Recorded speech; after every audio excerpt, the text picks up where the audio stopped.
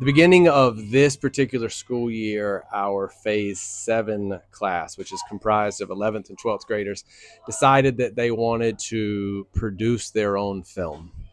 And this was built around the first unit of cultural identity and folklore. But of course, a project of this scope and size ended up expanding all the way into our second unit, the cell. And last week, I was able to attend the presentation of this, the movie premiere, and I wanted to share my thoughts, my reflections, and feedback about it, about what I thought was just an incredible achievement. First of all, I'll describe the movie. It's called Void. It was made in the style of the 1999 found footage horror film, The Blair Witch Project. Students found inspiration from that, and they wrote the script, they produced, they built the costumes, the set designs, they did all of the promotion, the editing, the sound, everything. Everything was done student-led, all right? Over the course of the two units, which is about 12 weeks that they spent filming this, recording this, battling, collaborating, improvising, and whatnot, they grew to be like an incredible family. And ultimately, they were able to produce what is a 26-minute piece. They then designed an entire premiere, complete with a red carpet, a space for photographs, sponsors, a professional photographer to come in. They built a bar that had mocktails themed around the elements of the movie. They set up an entire theater. Everyone came and watched the film, and then after the film, they had a Q&A with the entire cast and crew to talk about the production. And I think if you just watch the film, you will think it's phenomenal. You think it's great. It's funny. It's suspenseful. It's well edited. It's well acted. It's a great achievement.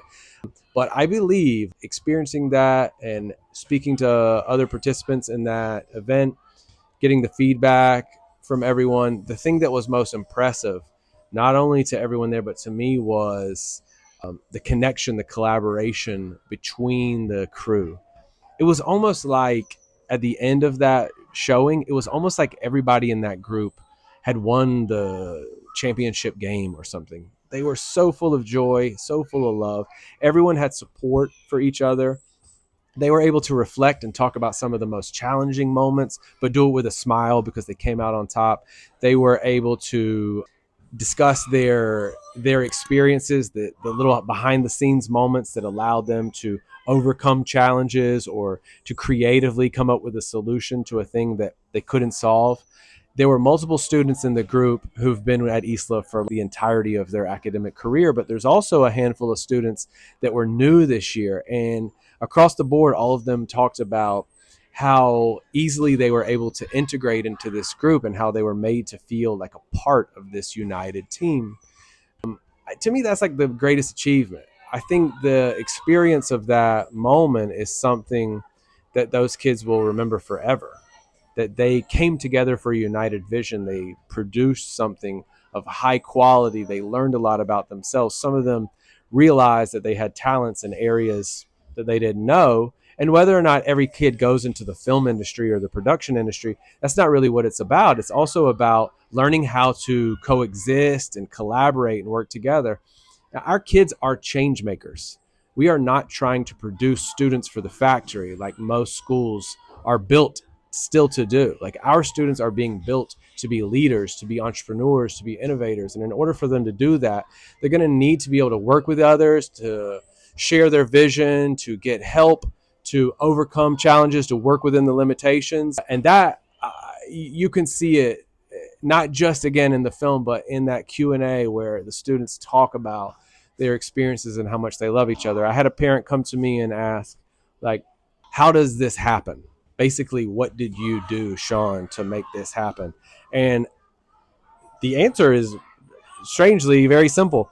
We got out of their way. We didn't do that. We let them do it. Like, we essentially allowed that to happen rather than made it happen. If you trust students, they want to learn. They want to create. They want to build incredible things. You don't have to force them to do it. The notion that the government has to come in, or an accreditation board, or somebody overseeing you and has to force everybody to learn because otherwise kids won't want to do it. I have never seen that experience happen over time. I have seen it happen in short term bursts. I have seen kids show up to ISLA. Maybe they've come from other experiences where the work had no relevance to their life. They were only just trying to get through it. They resist. And so they get here and they think, what's the least I can do? But if you give them enough time, a la our students who are in 11th and 12th grade, you will see that there's a demand to do challenging, creative, intentional work. And I think that the movie Void, which I'll link in the comments below this, is just such a wonderful example of that. And even if the movie had not turned out to be superb, the very experience of allowing those kids to try something is what was so magic.